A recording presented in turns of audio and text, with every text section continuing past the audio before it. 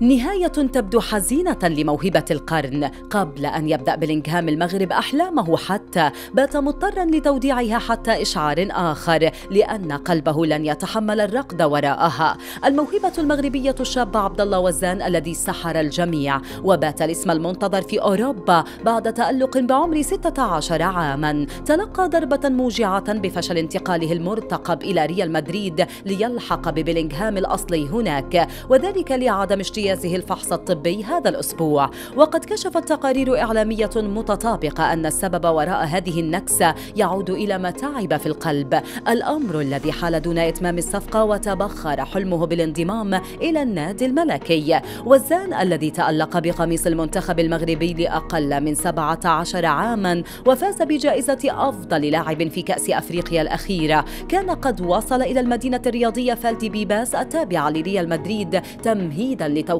عقده الجديد، إلا أن الميرينغي قرر الانسحاب بهدوء وتكتم شديد حول الأسباب الطبية الدقيقة التي منعت التوقيع. أفادت صحيفة دي تيليغراف الهولندية أن وزان بات قريبا من العودة إلى ناديه الأم أياكس أمستردام بعد أن كان قد رفض عروضا لتوقيع أول عقد احترافي مع النادي مفضلا ريال مدريد.